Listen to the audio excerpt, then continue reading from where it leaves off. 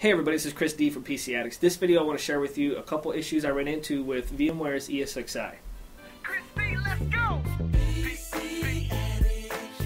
So let's get right down to it. At PC-Addicts.com, I started a thread a while back called Migrating a 2008 small business server from an old machine to a new machine, from old hardware to a new server. During that whole process, I thought about it long and hard because if you check the forums, it'll go into details about the situation. I think the best solution is actually to install ESXi on the new physical IBM server that we have over there, and then run the converter product that VMware has to automatically convert that physical machine over to and send it right over to VMware's ESXi. Now, I've already I've done it once over there, and I ran into a couple issues. Ran into a few little issues, but there's two main ones I think I'd like to share with you guys. One of them is with data sets. When you go and you actually create and set up that data set in ESXi, you say, okay, there's some free storage. I want that to be data set name, whatever. By default, they're data set 1, data set 2. During the setup process, you have to specify the block size for that data set. So if your data set is, let's say it's between 1 gigabyte and 256 gigs, the block size should be 1 megabyte.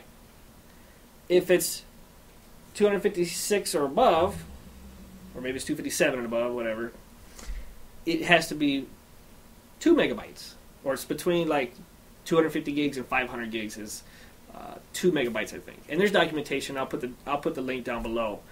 But I didn't know that, and I had 450 gigs in this data set. I had it set up as a RAID 5, and so what happened was, it sees, ESXi displays, okay, your total size is 445 gigs or 450 gigs, but usable is 256, and I could not figure out why. It bugged me, so I finally did some Googling and realized that you have to set the block size. It's kind of a bummer, but I wish I would have known that before. So hopefully that helps you guys out. It'll see it, but it's not usable, only 256 is. The next issue has to do with ESXi's swap file size. ESXi requires the same amount of space for its swap partition as the total amount of RAM in the system. So for example, this server that we're putting in there has 12 gigs of RAM. It wants 12 gigs set aside for swap, which is fine, that's understandable.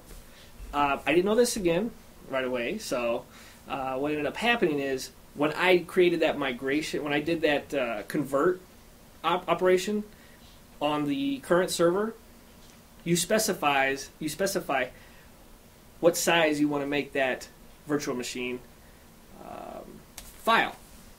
And I specified it was like 146 gigs, which is what the total amount of the first data set, the RAID 1 I have set up on the new ESXi server, was. What happens is, ESXi by default, their swap partition is configured to be on the same data set as your virtual machine. So the virtual machine got converted, got automatically pushed over to the new server. What happened was, there was no room for the swap partition. Okay, so I did some searching. There's a way to configure the swap location for ESXi. I put it on the second data set. Now that worked, but with their current server setup, we're pretty limited on space on that second data set. And I could have used it, and they would have been fine for a while, but long term, it's not a good solution. So I tried. Long story short, I tried a lot of different things. In the end, I didn't get it finished, and I got to do it over again. I'm going to do it this weekend. And what I'm going to be doing this time is, during that conversion on the current server, I'm shrinking down the size of that disk, of the virtual machine disk. I'm leaving at least 24 gigs, 25 gigs free on that first data set in case we want to double the RAM later, put 24 gigs in there. We'll have that room on the first data set still, and we still have room on the OS partition. So that one was the most time-consuming one, because during that whole process of me trying to fix it there on the weekend, I tried to move the location of the virtual machine itself over to the second data set, that took it said it was going to take days. It ended up taking like a day, half a day or so.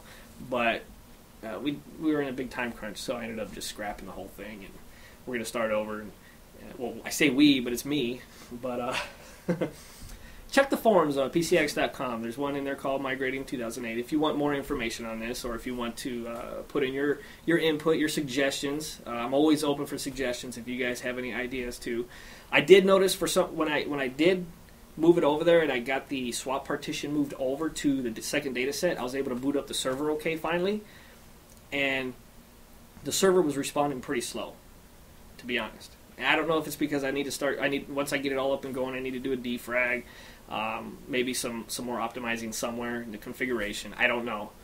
Of course, it could be I/O problems with the disk read-write speeds. I don't know. That's something I need to cross, the bridge I need to cross when I get there. So I thought I'd just share this information with you, and hopefully it helps you guys out in the future if you're going to be doing this in a production environment or even in your basement. I suggest trying this out.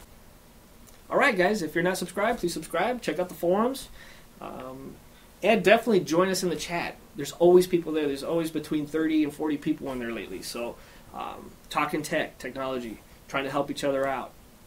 If you have something you want to bring to the table too, come on in and please share. We're all looking to learn. So, alright, till next time.